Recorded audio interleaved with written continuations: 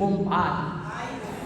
Kodwa ndimane into ethi apha bathi abantwana besikolo ukususela ngalamini yasentlango uYesu imission wathi xa kethandaza waphuma nemigomo emibili.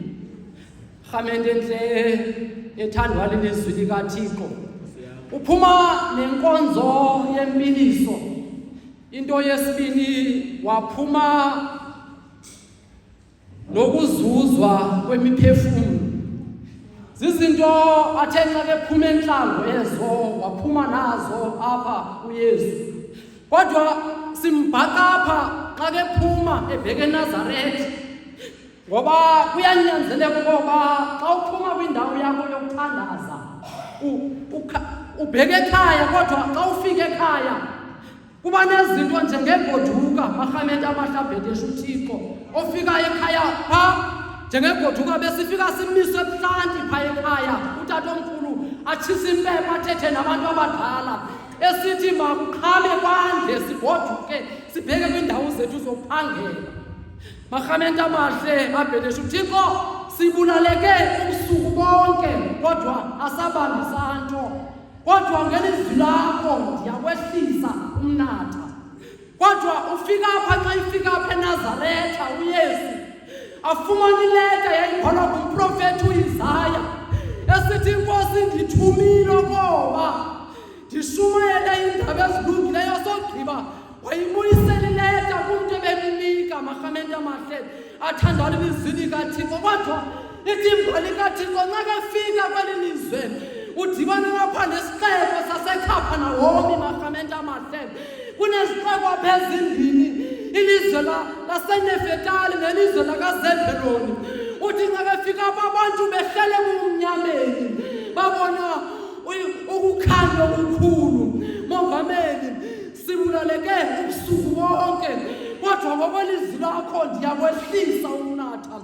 Sibhaqa apha eKhaphanahomi apha kuthiwa kunomntu wayegula ziidimoni ezingcolileyo. Marhamente amahle uhamba uYesu echola iingcwelerhe ezinjalo. Marhamente amahle athandwa lilizwi likaThixo. Kodwa sibhaqa apha marhamente amahle kule ndawo esithetha kuyo apha kule ndawo esithetha kuyo. Marhamente amahle wafika uYesu wama phezulu kule ndawo yaseGezemane. Marhamente wabona imikhombe emibini abantu bakaThixo marhamente bephumile abalobi ngaphandle. Mongameli sibulaleke ubusuku bonke kodwa asabambi santo. Kodwa ngokwelizwi lakho ndiyakwehlisa umnatha. Marhamente amahle athandwa lilizwi likaThixo. Ithimba likaThixo marhamente amahle kodwa uYesu nxa kefikayo yatshintsha imishini yokuloba. Marhamente amahle athandwa lilizwi likaThixo. Wafika kuSimoni wathi makakhwelele emkhombeni wenyuka ngokwakhe. Marhamente amahle ndifuna ukuzokuthi kuni zigidlaza lapha eyathi imishini ayikho apha. Marhamente amahle kodwa nxa sifika elizweni eyathi imishini iselizweni. Marhamente amahle athandwa lilizwi likaThixo. Imishini yethu esiyibizela yapha okokuba masiphumeni sibheke elizweni. Nxa sifika elizweni sizothi mumhlu uThixo. Mongameli sibulaleke ubusuku bonke kodwa ngokwelizwi lakho ndiyakwehlisa umnatha. Ndifuna ukuzokuthi kuni zigidla zalapha kunexesha lokuba amandla aphele endleleni. Kodwa ndifuna ukuzokuthi kuni zigidlazi masikhumbule le nto yokuba ijeni yethu ayiphelelanga ngoba sishumayela lapha sivalelane khona ukuze siphile kwi-alternative community. Marhamente amahle kubalulekile ukuba nxa sifika elizweni marhamente amahle siphakamise amandla kaThixo. Mongameli sibulaleke ubusuku bonke. Kuke kwenzeka isimanga pha ekhaya sathi sihle lapha marhamente amahle athandwa lilizwi likaThixo. Abantu abadala bazawungqinela xa ndisithi kwaphuma itsha. Ndibala i-distance from ukusuka eDelft ukubheka makamende amahle athandwa lizwi likaThixo. Xa sifika apha ngaphandle, simapha ngaphandle silinde umqeshi ozosiqasha. Kodwa ngale mini siye kulosuku lokuqala umqeshi akaphuma, sabuyela ekhaya.